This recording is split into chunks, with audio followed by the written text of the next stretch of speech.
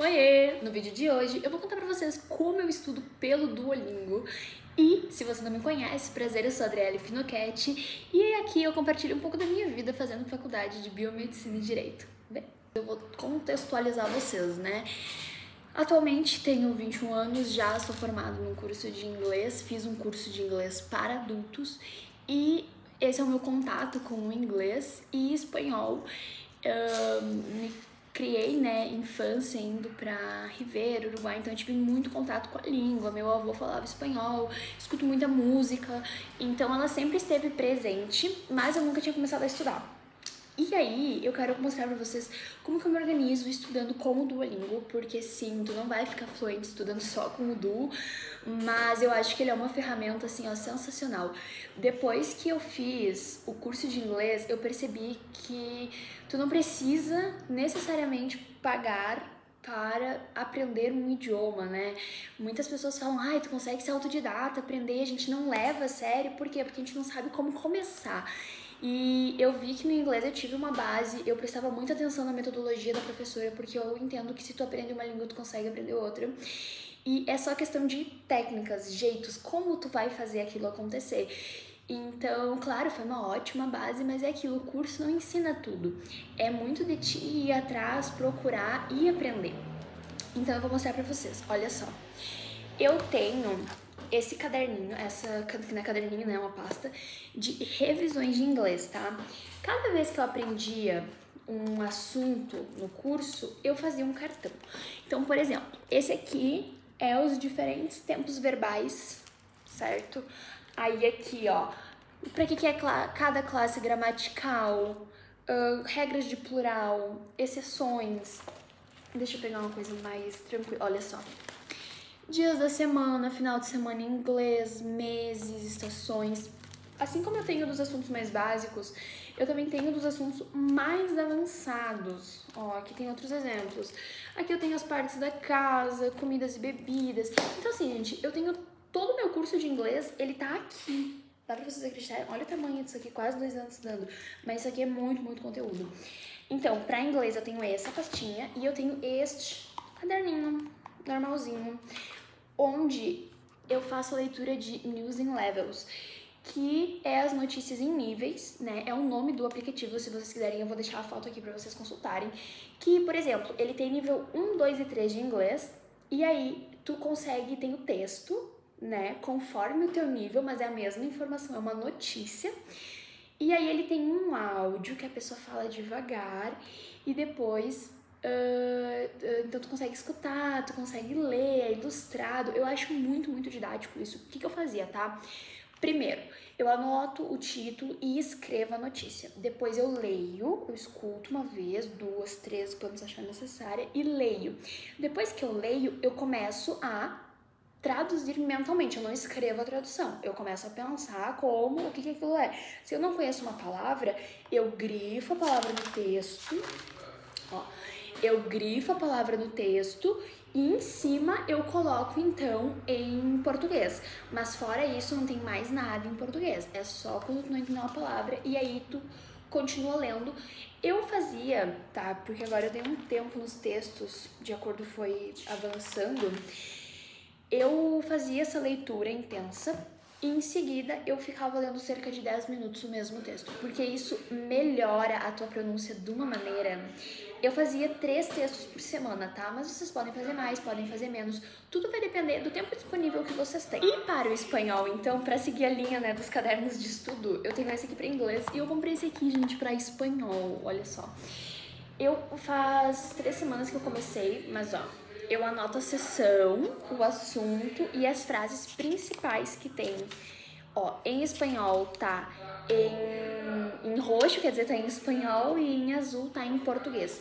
Por que tem tanto português nesse caderno, tá? Porque o inglês eu já tô mais habituada, né? Afinal, eu fiz o curso. Já o espanhol, mesmo eu estando habituada e imersa no espanhol há muito tempo, eu não tenho, algumas palavras ainda são muito diferentes pra mim. Então, por serem muito diferentes nesse início, eu tô realmente botando toda a tradução, porque até eu chegar no nível de ler textos que nem no inglês, eu sei que vai demorar e é muita escrita. Quanto mais tu escreve, mais tu trabalha o teu cérebro. E aí, pra complementar esse estudo, eu uso o Duolingo. Ó. Aí, o que acontece? Eu baixei o Super, que eu achei muito interessante, vale muito o investimento. E então, ó, cada nível aqui em cima, ele tem uma explicação didática, que é o que eu coloco, e aí eu quero começar a assistir aulas desses assuntos no YouTube, porque tem muito professor que ensina, então eu quero pegar a básica, até para aprender um pouco de fonética do idioma, porque às vezes eu tô acostumada com junções fonéticas, um som em português, um som em inglês, e eu tento arriscar no espanhol, e ele é muito diferente, né? Então eu tenho aqui o de espanhol, eu tento fazer uma lição por semana, e eu também tenho, ó, o de inglês, que tá carregando, ó. Esse aqui eu não tento fazer uma lição por semana porque eu acho mais complicado, mesmo já tendo curso. Eu acho que as lições no inglês, elas são mais densas, digamos assim, de gramática. É uma coisa que eu tô percebendo muito. E que eu acho que elas são mais densas, porque olha só, aqui no inglês eu tô na seção 2, unidade 14, então eu tô tecnicamente... já saí aquele do básico, né? E no espanhol, gente, eu tô bem no começo, porque eu havia começado a estudar um tempo atrás e aí eu parei, mas aí salvou o progresso, eu tô na seção unidade 6. Então é muito interessante, por quê? Porque tu tem as lições aqui, ó, deixa eu ver se vocês enxergam, que tem um livrinho, são histórias em espanhol, que aí tu tem que completar e às vezes ele pausa a história e te faz uma pergunta sobre compreensão na interpretação textual, que eu acho muito interessante. E ele tem vira e mexe exercícios de revisões. O que eu achei interessante do Duolingo Super, né, que eles falam, que é essa versão paga, pro gratuito, tá? Eu estudo no gratuito vai fazer uns 3 anos, mais ou menos, quando eu comecei o meu curso de inglês. Eu já estudava no Duo, só que tu tem um limite de 3 vidas por dia, né? Então isso é uma coisa que me barrava muito, porque às vezes tu tá ali, vai só clicando pra completar os exercícios e tu perde essas 3 vidas, então tinha que parar. Então às vezes eu tinha aí 1 hora pra estudar naquele dia, estudava 30 minutos, não podia terminar de estudar porque acabou. Então as vidas é muito, muito bom, porque tu tem vidas ilimitadas, ele faz lições personalizadas em cima do teu erro. E tu não tem anúncio, gente, é simplesmente incrível, eu me irritava muito com anúncio. E eu acho muito bom. Aí, olha só, aqui ele tem a aba, que é esse pezinho aqui de academia, que é revisões de hoje, ó. Escute só, treine o ouvido. Aí eu ganho pontuação se eu fizer essa, mas eu também posso fazer outras, como conversação, fale e escuta. E aí aqui em suas coleções eu tenho erros, que são coisas que eu errei nas lições, que ele vai juntando e criando a lição pra mim. Palavras pra treinar e histórias. Então eu achei, gente, sério, muito completo. Se tem outras funções do Duo, eu não costumo usar, mas em si é muito bom. Eu acho que... o que eu acho interessante, tá? Que tem a frase, aí por exemplo, tu escutou a frase, mas tu não entendeu bem a pronúncia de uma palavra. Tu pode clicar só naquela palavra e escutar a pronúncia.